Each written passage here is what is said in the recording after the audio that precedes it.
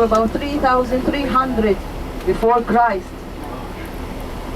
After that, we're going to visit another set of temples, Tarshin temples, which were built a little bit later, towards 3,000 before Christ.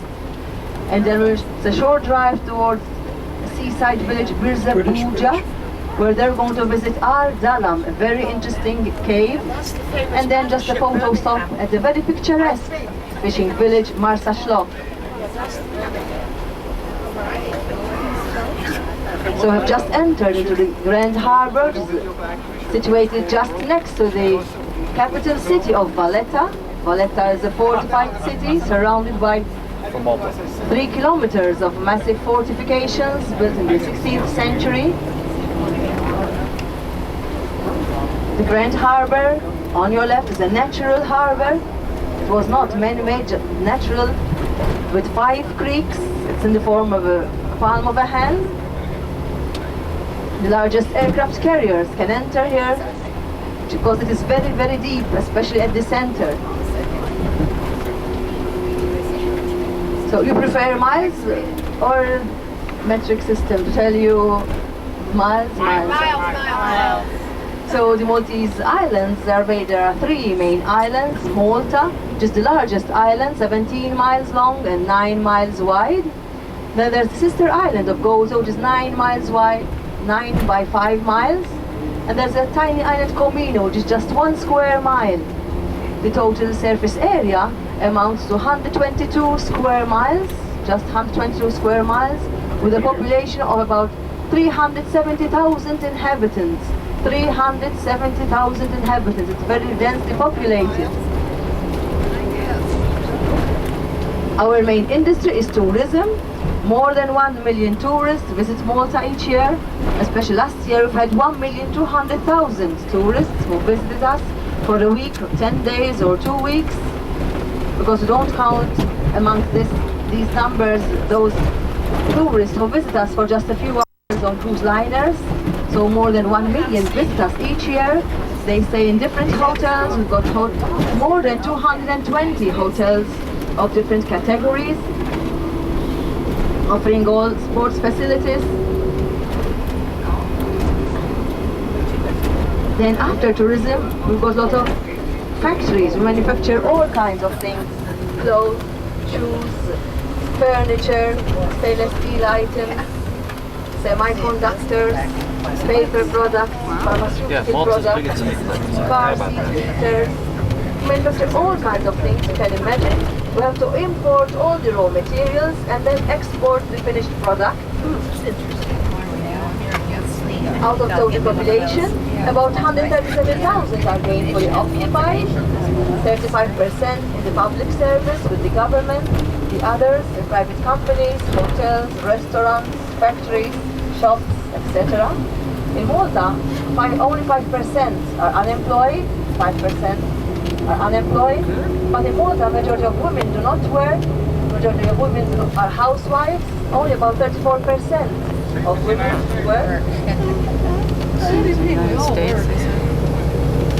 On this tiny island of Malta, there are 53 small towns and villages. This is another town, Marsa. Marsa is derived from a Phoenician word meaning harbor, because there's the harbor to the left-hand side. You cannot see it from here, but part of the Grand Harbor is the Marsa Creek. That's why we find Marseille in France, Marsala in Italy. It means that there's a harbor in each of these places. Center. Marsa means a harbor. Marsa means harbor. Coming up soon on your right-hand side, behind these trees, you find the Marsa Sports Ground. It is the largest sports ground where you can play football.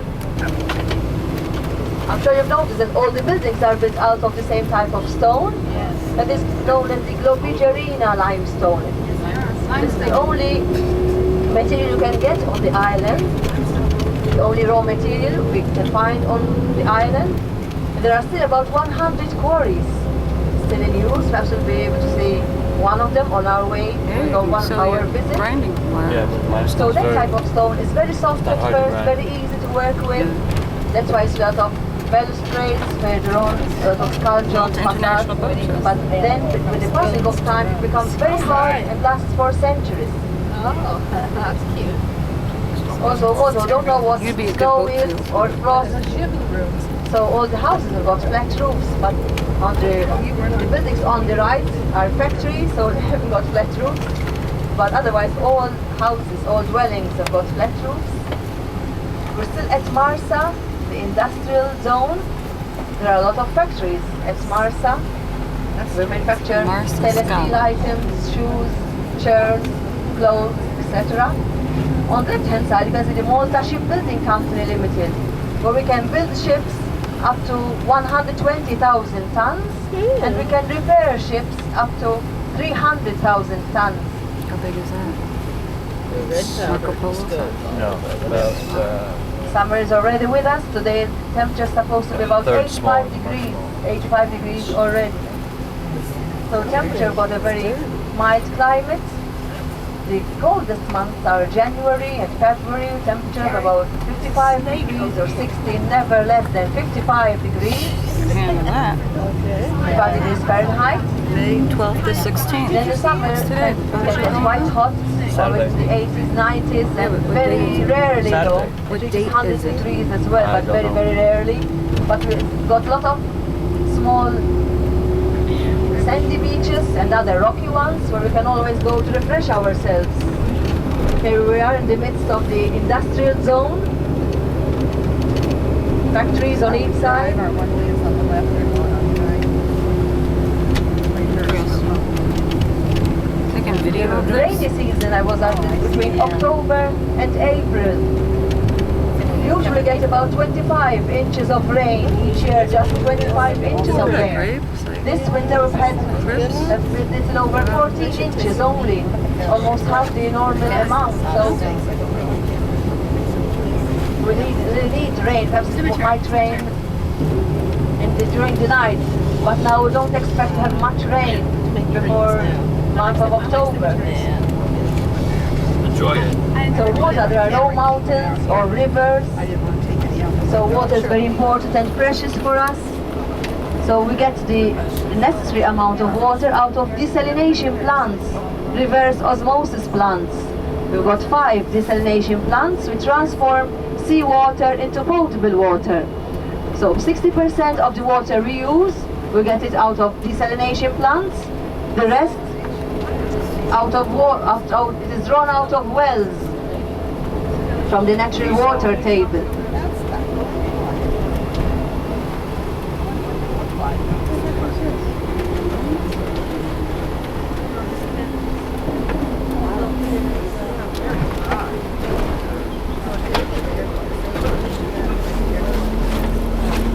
Even though Malta is such a tiny island, we've got a language of our own.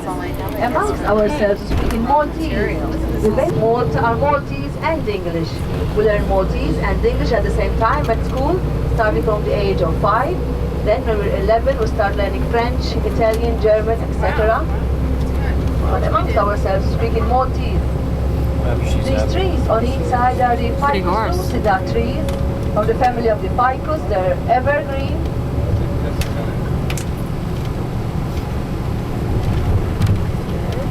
strange land.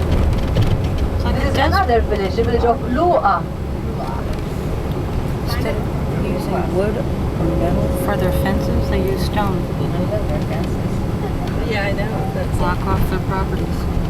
I'm sure you've noticed that we drive on the left-hand side. Very unusual. What was, I it never was saw a that British before. colony between 1800 and 1964. So we still see the British influence. We still drive on the left. And Valletta, you can still see the red telephone boxes. And also the red pillar boxes, red street letter boxes. pins. So the British left completely in 1979, but we're still the best of friends with Great Britain. The majority of tourists who visit us are British. More than 40% of the tourists are British. And most of us have got British ancestors as well. Why they visit. Very unusual island. Yeah, really. The history is very When I was a unusual. young girl at school, out of a class of 28 students, there were about 10 of us who had a British surname. Because there used to be a lot of British men who used to come to work at the naval dockyards was at that time. They used to get married to local girls, and after generations now, become Maltese. The airport on the left, the air terminal on the left, was built very recently, about 7 years ago. Wow. It's a nice airport. Nice. Really? It's a very modern terminal, decorated with marble flooring. It has cost us a fortune to build it. 22 million Maltese lire. One Maltese lira is available to about $2.7, or roughly $3, or about 1.5 sterling approximately. That's a good economy. Yeah. Above us, there's the airport runway above us. Wow.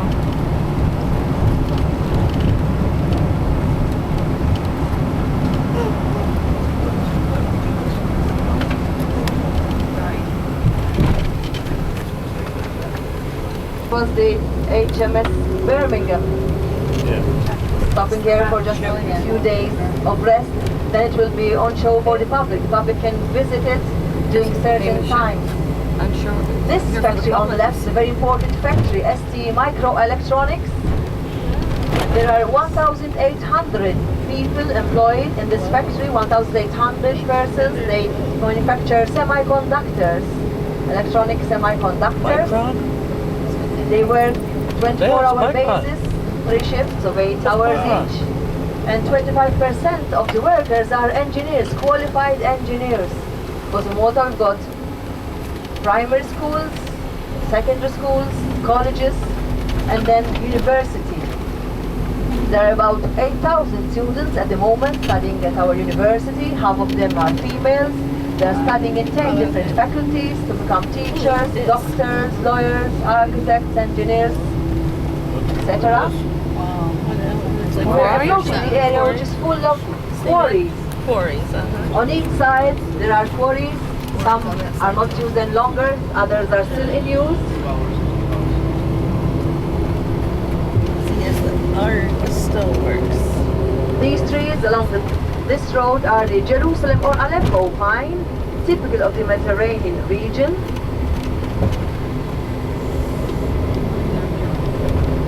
There are 3 types of quarries. Not all the stone is good for building purposes.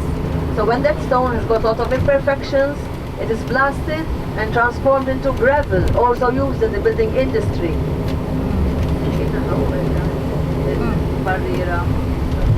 Blasted, they usually crush it.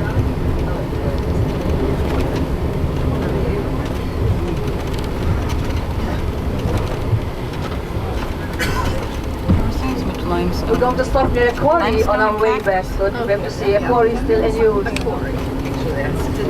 You must be excited. Ask them what kind of hard face you use. Yeah, I was asked a question, you have your own naval and military forces? Yes, we've got a small army, the Armed Forces of Malta.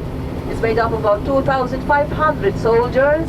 It's on a voluntary basis, it's their job as a soldier in the Armed Forces of Malta. They've got a small fleet of patrol boats, helicopters to guard our coastal water, our coast, territorial waters against illegal fishing, etc. Then we've got the Malta police force, made up of again about 2,000 policemen and policewomen.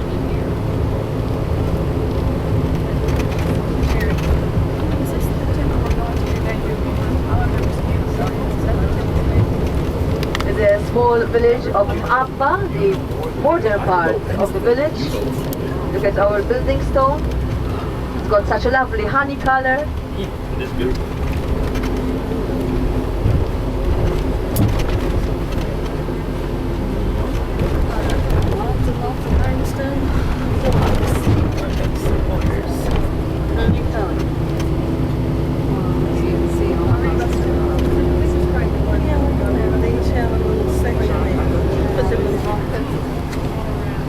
some of those sound sweet. Yeah. One glass. Yes. I was asked a question about religion in Malta. Majority of the Maltese are Roman Catholic. Roman Catholic. A census was held 3 years ago. It was discovered that 63% of the Maltese Muslim. population are still practicing Catholics. They go to church at least once a week on Sundays or Saturday evenings. So 63% are still practicing Catholics. But we've got one mosque. There are about 2,000 Muslims in Malta. Got one mosque built in 1980, an Anglican cathedral, a church for Scots, a Greek Orthodox church and other religions, but the majority of the Maltese are Roman Catholic. And on the sister island of Gozo, 82% of the population are practicing Catholics there. On Malta, we found more than 360 Catholic churches, without counting the small wayside chapels. So we can hear Mass in a different church each day for a whole year. This is another village, Rendi.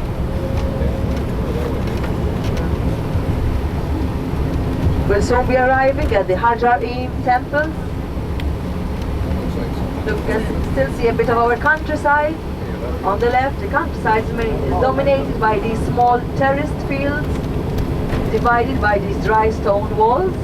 These dry stone walls help to keep the soil in place to prevent soil erosion. They also act to divide the property of one farmer from that of another. They also act as a barrier against the wind for the crops. In Malta, about 3%, only 3% of the working population are farmers, growing some wheat, potatoes, onions, tomatoes, aubergines, cauliflower, cabbages. We produce almost enough vegetables for ourselves, almost enough. And Malta exports potatoes and onions to Germany and to the Netherlands. But we do not have enough fruit, so we import a lot of fruit from different countries.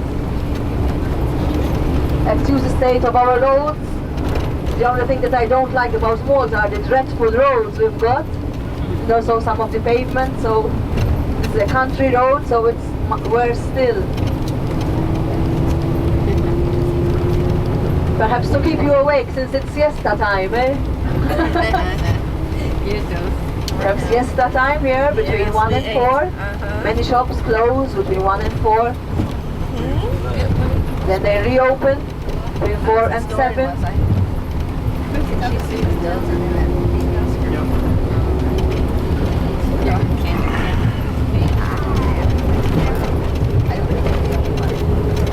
After a nice meal like that. This is really different seating. I'm going to wait and take a picture of this stuff. I'm tired of taking I was asked a question whether we get any windstorms. No, no windstorms, no earthquakes. Luckily enough, even though we're so near to Sicily and Italy, southern Italy, where there gets a lot of earthquakes. If you look straight ahead, you can see the sea and the small islands there. The small uninhabited islet of Filfla. It's on your left-hand side now. During the British rule, it was used by the British soldiers for target practice. So originally it was much larger than that. Now it's a bird sanctuary. A lot of birds which breed there. A bird sanctuary. Looks like a good spot for birds. So all these islands are very rich with regards to sites of archaeological interest. We found the remains of more than 30 temples, like the ones we're going to see today.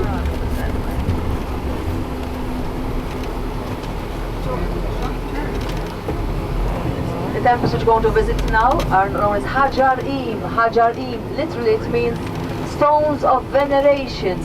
Stones of veneration. These temples were built towards 3,300 before Christ.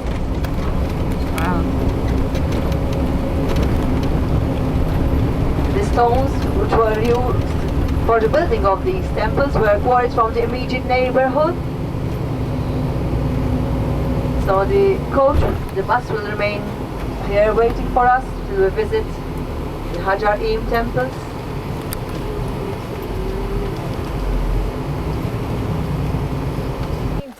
Stones of veneration. Hajar-Im, stones of veneration. They date back to 3,300 before Christ. Imagine how imposing they must have been originally. They're posing now. Imagine when they were intact. So these temples were cleared in 1838 by British and sometimes American as well archaeologists. A lot of beautiful pottery was discovered in the excavations and statuettes of the Fat Lady, which can be seen at the Museum of Archaeology in Valletta. These temples are built out of the building stone. Look, they use the Globigerina limestone, the yellow soft-colored stone which we use for the building of our houses. In the other temples, they use a different type of stone. They use the harder type of limestone, the coralline limestone, because we've got 5 different layers. With regards to our geology, we've got 5 different layers. 2 of these layers are the Globigerina limestone, the building stone, the soft building stone, and the coralline limestone, which is harder. It is a bit grayish in color, but it's harder. Usually, as you're going to see at the Tarshin temples, the temples were built for the outer walls. They used the harder stone, the coralline limestone, the gray colored stone. Then they used to apply rubble, and then for the inner walls, they used to use this type of stone, Globigerina limestone. So that's why these walls of these temples are so weathered. You're always exposed to the elements. The sea is always close at hand. Look, Mediterranean Sea. So many of the temples face southeast, like this one. Look, southeast. It is said they used to build them in that position to allow as much light to enter as possible, to allow as much sunlight to enter as much as possible. And the majority of our temples always have a large semicircular facade, a concave facade, with sort of benches all around. Can you see those stones? We're going to actually enter those temples soon. The benches all around. And some archaeologists say perhaps, because with regards to archaeology, we can never be dogmatic. We only just suppose and guess. There always carbon-14 and tree ring dating to date these temples, etc. But we cannot be dogmatic about anything. This is just guesswork. So perhaps they used to say the only sort of priests at that time, they used to offer animals as sacrifices to their gods. So perhaps only the priests or people of high standard were allowed into the temples themselves, and people had to wait outside. There's always this large forecourt where it can accommodate lots of people, a large congregation. So animals were offered inside and to their gods. We're going to see in the next temples we're going to visit. More details about this later on. So I'm going to visit these temples. What name has been given to the people who supposedly built these temples? Those were the Copper Age people. The Copper Age people. Copper That was the only name given to them. Copper Age people. They belong to these temple builders. The Copper Age people. Copper Age. Also, was this roofed over? How tall Yes, I'll was tell it? you as you go in. Yes. A typical street during siesta in Malta.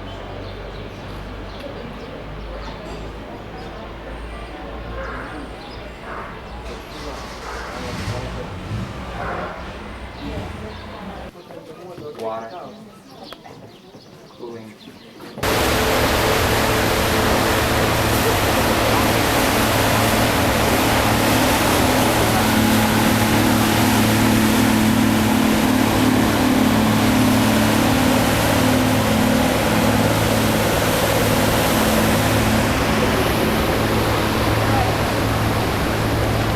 Okay.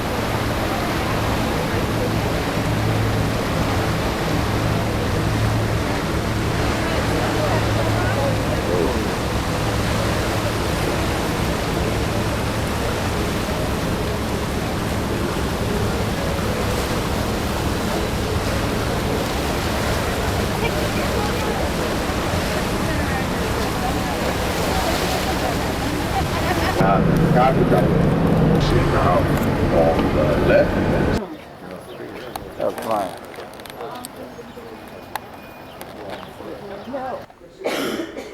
We are in Santorini, and these are bathtubs.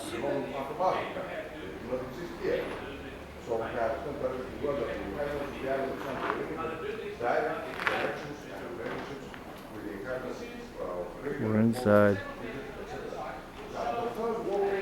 an enclosed ruins excavation. Only part of the body without the tail and without the head. Got a roof over the top. I don't know if it's to keep it warm, cool, or to protect it from the light.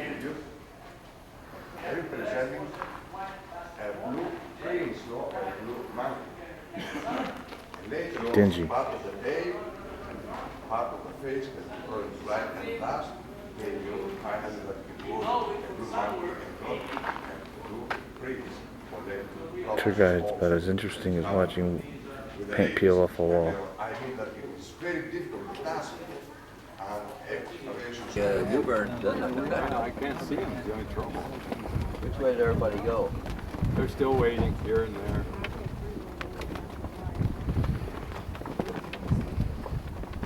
In the shopping to the left. I think that's where your wife is. Is that where she is?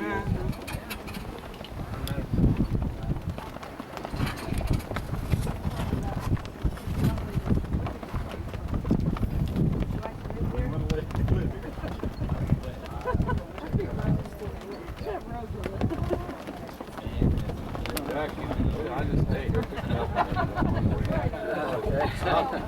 we got food, wine, what else do you want?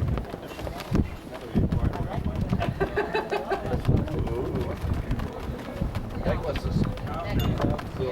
Pure silver. Oh, gold. They say you get gold cheaper in Turkey.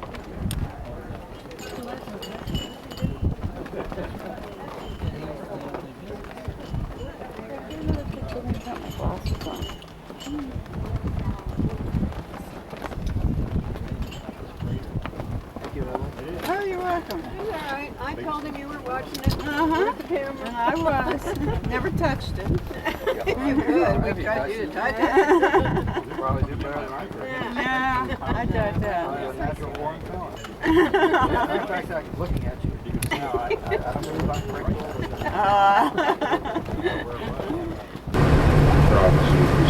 Available.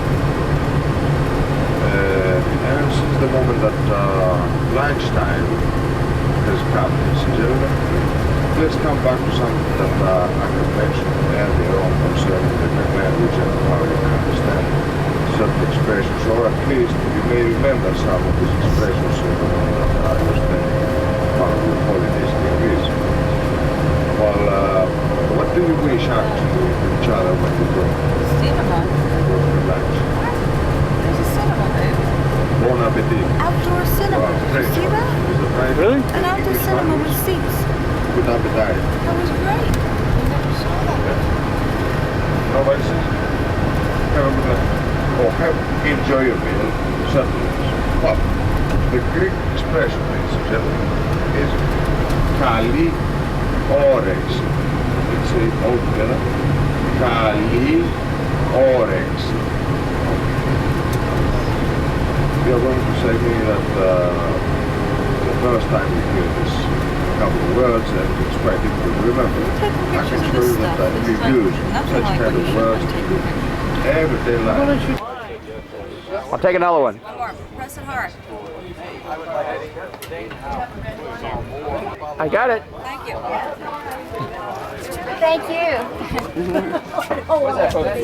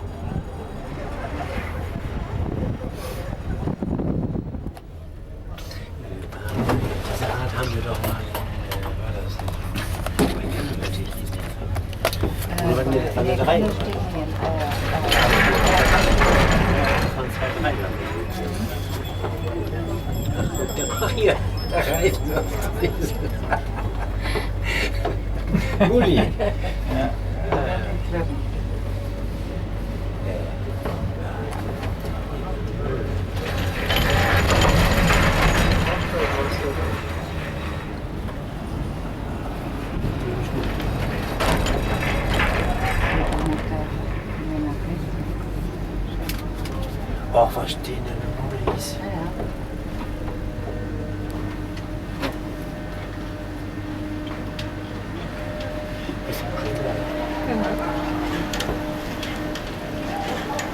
On Delos, the ancient sacred island dedicated to Apollo, the god of sun, light, and protector of the fine arts. Delos in Greek means the appearance, because according to the legend, once Delos belonged to Sicily, but it was separated and it was floating on sea until Zeus, the king and the father of all the gods, asked from Poseidon, his brother, to make the island solid so that Leto, who was one of his girlfriends, could find a place and give birth to his son Apollo, because the young girl was afraid of Hera, the wife of Zeus. Leto, the young girl, promised to the island, promised to Delos, that her son would be always the protector of this place. So the island became steady. According to the legend, it was supported by diamond columns. Maybe they say so in order to show how rich became Delos later. And first Artemis was born, goddess of hunting. And according to the same legend, a few hours later, she helped her mother to give birth to Apollo. That happened on the 22nd of May. And they say on the 22nd of May, because this is the most beautiful day, even today, for Delos. The sky is always very blue, the sea is calm, the earth is covered with flowers. This is the moment that Apollo was born. So even today we say that Apollo was born on the 22nd of May on Delos. The island of Delos gives the name to all the other islands. They're all around. We call them Cyclades, because they make a kyklos, a circle, all around the sacred island of Delos. Delos is right in the center, and Paros, Naxos, Tinos, and all the other islands are all around Delos. So, after the birth of Apollo, immediately the island became sacred. People started to come here to worship the name of the god, and in order to have the blessing of the god and the help of the god, they had to offer some gifts. So they started to bring here money, gold, jewels, then they built statues, they offered statues, then they built temples, altars to sacrifice animals during the several ceremonies, and at the end they built the famous treasury houses. The treasury houses were little temples where they used to keep their treasures. All the ancient cities, the important cities, had their own treasury house here, and each time they arrived here, they used to bring their gift, which was money, gold, jewels, and things like that, and put them in the same little temple. So also they brought here guards to take care of those treasures, priests to worship the name of Apollo, and the island became famous in all the ancient world as the most sacred spot, as the birthplace of Apollo. And it became also very rich. It was at that time that the Greeks had here the common treasure. So Delos was not only a religious center, but a political center as well. At that time also, at the 470, Polycrates, who was the tyrant of another Greek island, Samos, offered to Delos as a gift the other island that you see right across as you were coming. It's a long island called Rhynia. And again, in order to show how rich was Delos in those days, they used to say that the two islands were connected with golden chains. Athens Athens was the capital and the most important city at that time. So the Athenians said that the common treasure had to be in Athens. And they transported the common treasures from here to Athens inside the Parthenon on top of the Acropolis. And also at that time, the Athenians did the first purification of the island. They used to call it purification, but they had other reasons. They said that as this is a sacred place and the birthplace of a god, from this moment, nobody has the right to be born or die on the island. So women ready to give birth and people ready to die were transported to the other island, the island of Rhenia. That's why we didn't find any cemetery on this island. All the tombs and the funeral treasures and the funeral vases were found on the island of Rhenia. A few years later, the Athenians did the second purification. That means they transported all the people that were already buried here to the other island.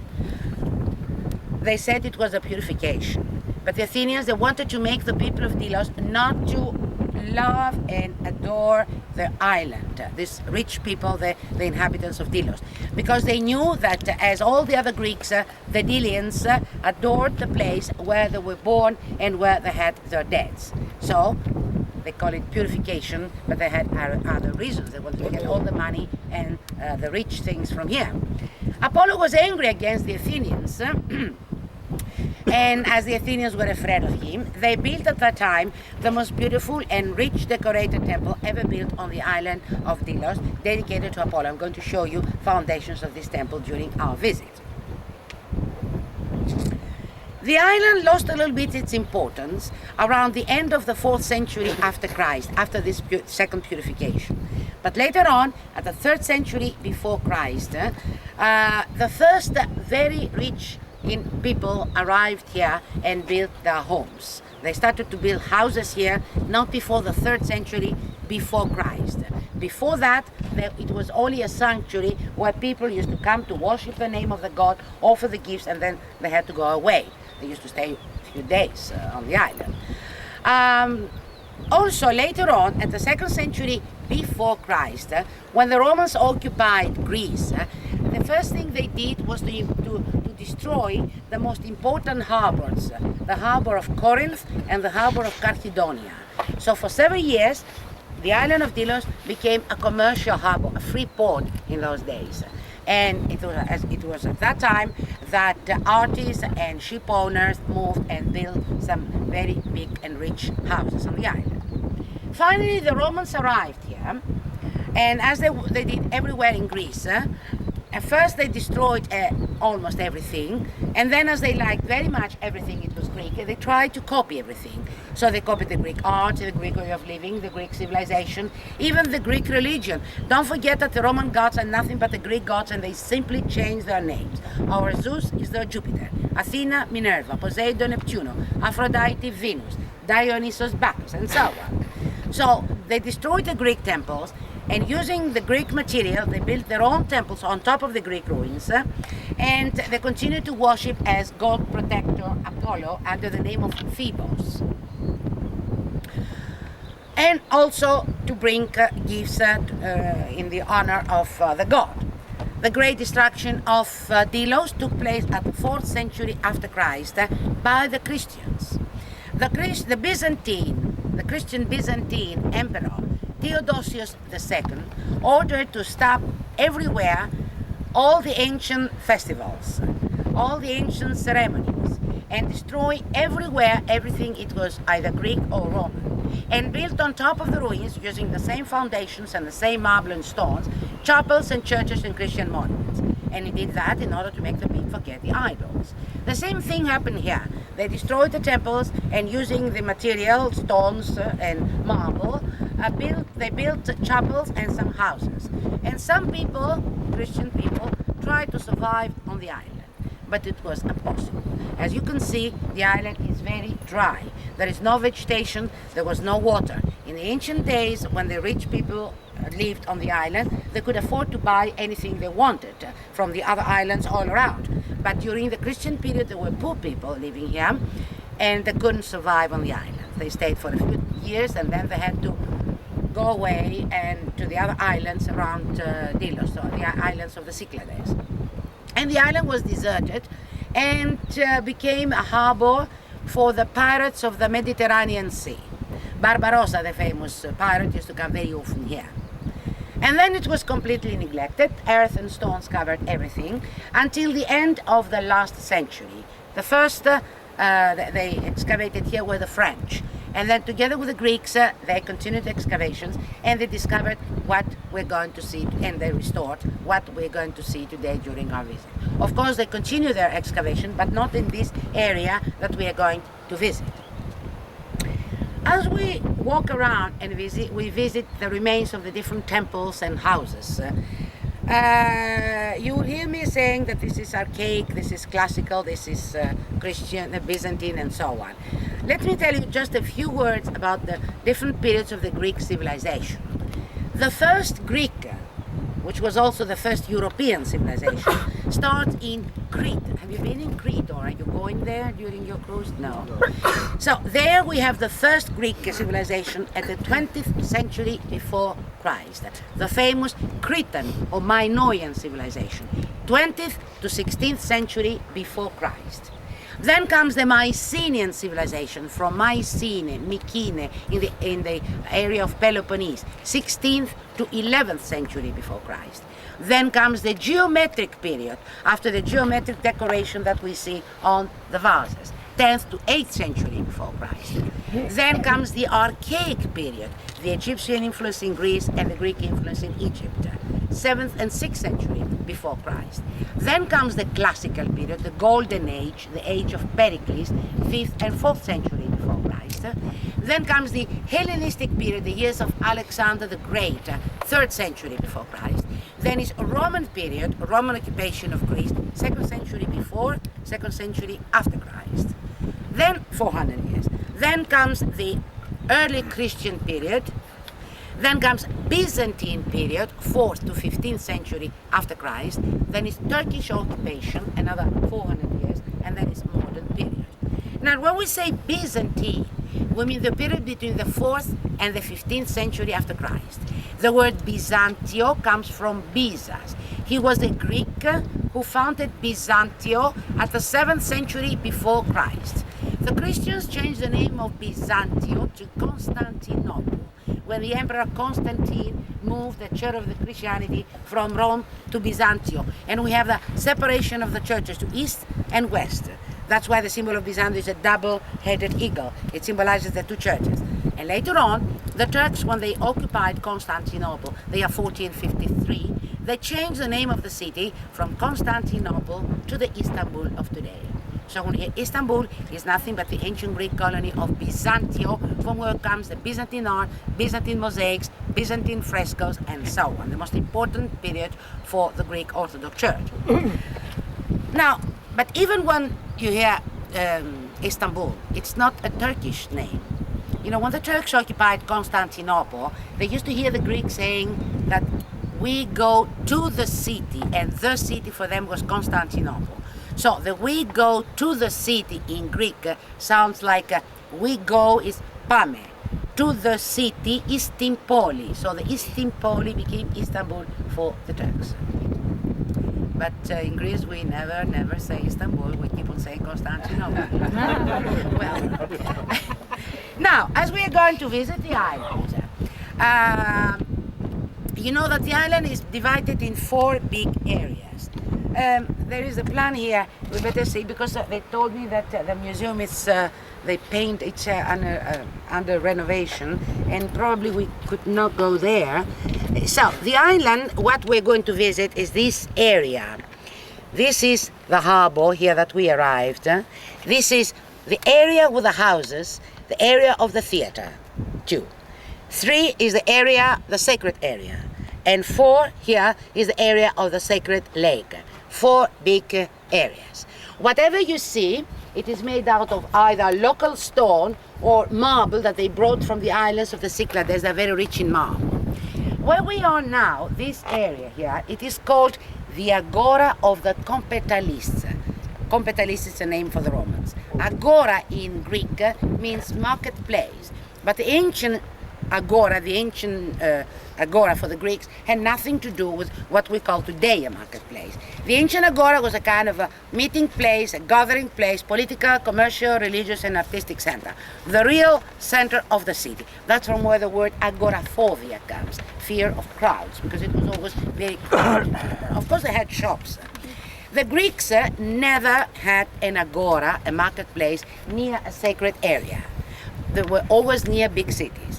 But the Romans built an agora here so that the visitors they arrived, because the harbor was there where it is today, the people they arrived they could buy a gift of the last moment to offer to Apollo, or on their way back, souvenir of their visit to the sacred area. So there was a central courtyard just in front of you. Those restorations with the stones that you see are restorations of shops. The shops were small, no windows to protect the shop from the wind. I'm going to explain it to you when we visit the houses. But the door in front which was open, and the shops were all around. And right in the middle, those two monuments that you see, restorations of the two monuments out of marble, were the two altars for the first sacrifices of the people. They arrived here. So this is the agora of the Compitalis. If you have any questions, you can ask me. If not, you follow me and we start with a visit of the houses. We proceed to the theater, then we come back here, we visit the sacred area, and we go near the museum to see if we can go there. Don't forget 11:30 you're leaving. The last Didn't the god in the Greek mythology, didn't they have a warrior who guarded this island? Which island did Achilles guard? There was Achilles. No, Achilles was not a god. Okay, he was a hero. Yeah, no, in he was the a Trojan hero, War. Yeah. In the Trojan War, he didn't guard it anything. Wasn't there an island that was guarded by the gods? They put a. Well, this island was guarded by god Apollo, for example. Apollo, okay. In Crete, they had the god protector of the island. Right, okay. All the places, not only the islands, but the sanctuaries, all the sites, they had the protector god who guarded this area. Okay, now, ladies and gentlemen, this way.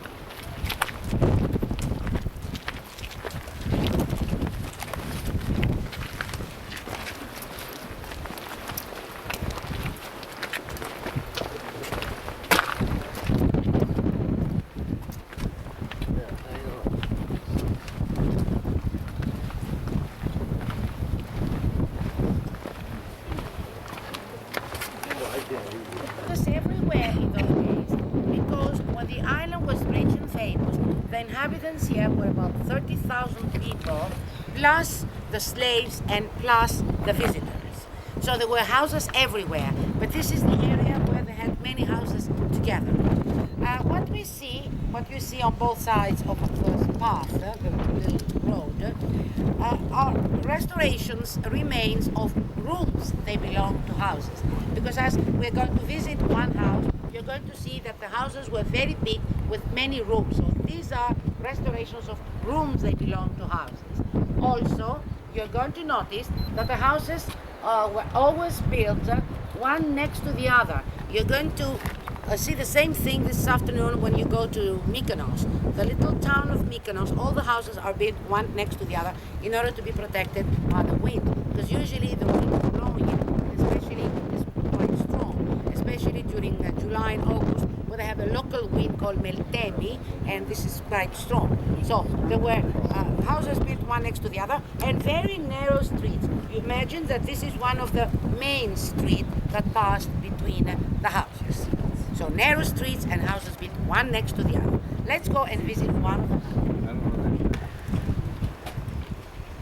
Now, ladies and gentlemen, here we have the restoration of one of the houses. As I told you, there were many, many houses. As the inhabitants here were about 30,000. Would you, θες να τους βάλεις 2 λεφτάκια εκεί? Κατερίνα, 2 λεφτάκια εκεί, εγώ δεν τελειώνω στο τσάκα τσάκα. So, as I told you, the inhabitants were about 30,000 people. So there were many houses, but some of them have been restored, but most of them, they keep them locked because they're decorated with beautiful mosaics, and the guards they have are not enough to take care of all the houses. So most of them are locked. 1 or 2 are open. So this is the house which is called the house of Dionysus, not because it belonged to somebody called Dionysus, but after this beautiful mosaic they found right in the center here, which represents God Dionysus. He's riding a panther or a tiger. Around the neck of the tiger you can see grapes and grape leaves, symbols of Dionysus. Down below, the sacred cup from where Dionysus used to drink his wine, the cantharos. This beautiful mosaic goes back to the 3rd century before Christ. It is made out of little tiny stones in natural color. Imagine that one eye of the tiger is composed by 29 little pieces of white stone. It's a very beautiful mosaic, and most of the houses have those beautiful mosaics as decoration of the floors of the several rooms. So as you can see, this house keeps the style of all the houses that were in Dino. It was big and square, as you can see, with a central courtyard in the middle. The courtyard covered a private cistern. There was a drainage, as you can see there, bringing the water from the roof of the house into the cistern. They had 2 little wells from where they used to take out the water, and they used this water not to drink. The water to drink was not good, they had to import it, but to clean themselves and clean the house. All around the central courtyard they had columns, and right behind and all around the courtyard again, the rooms of the house. The rooms were big and square, as you can see, made out of local stone. The decoration was made out of marble.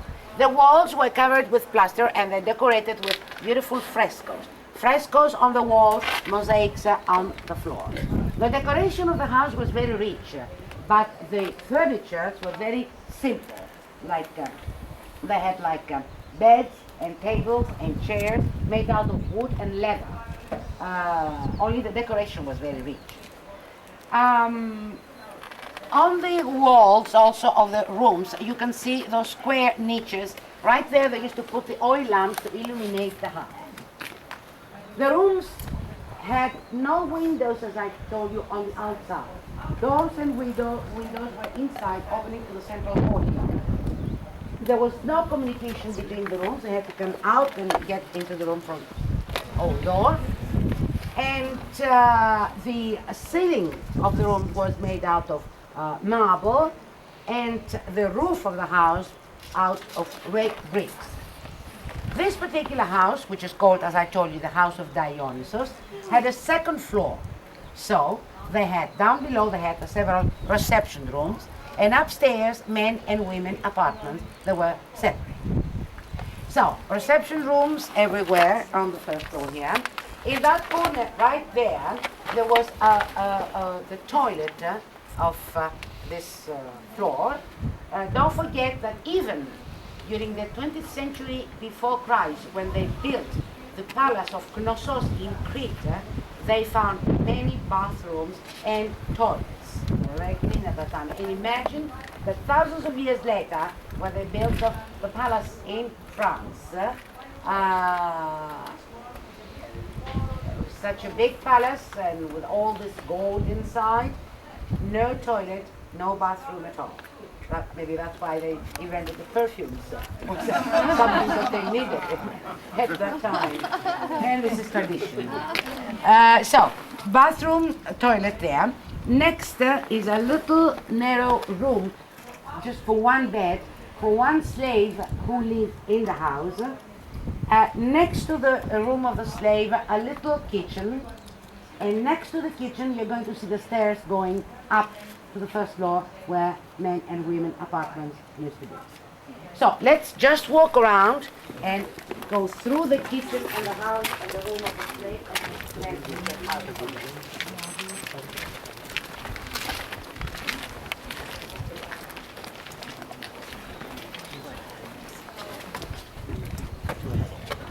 Here you can see the toilet, the drainage with the water to clean the system is underneath. These are the little wells from where they used to take the water out. The little room of the servant here, of the slave. The little, yeah, like here, yeah. The little kitchen there.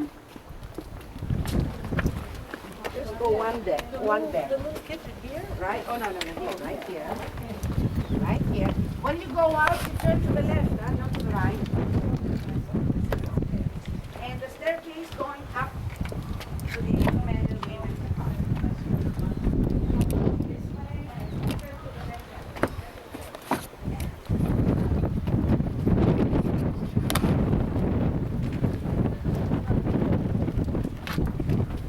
Slave. Kitchen.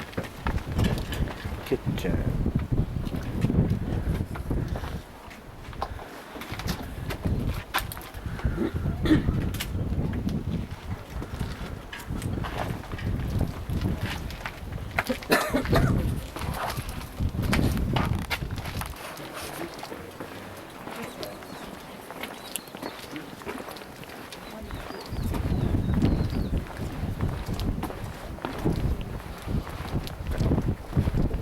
Delos.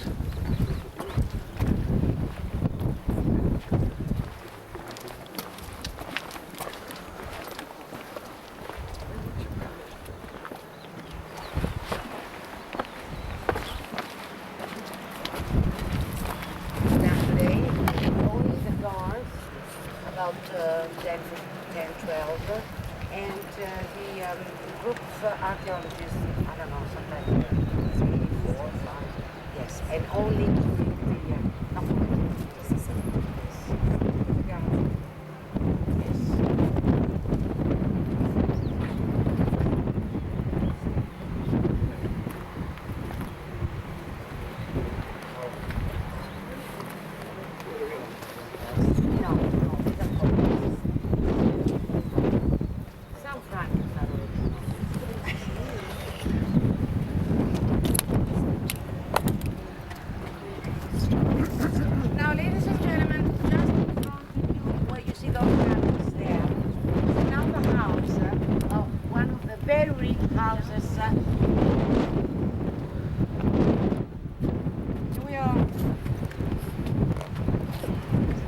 remains of another, where you see the columns of another very old house called the House of Cleopatra.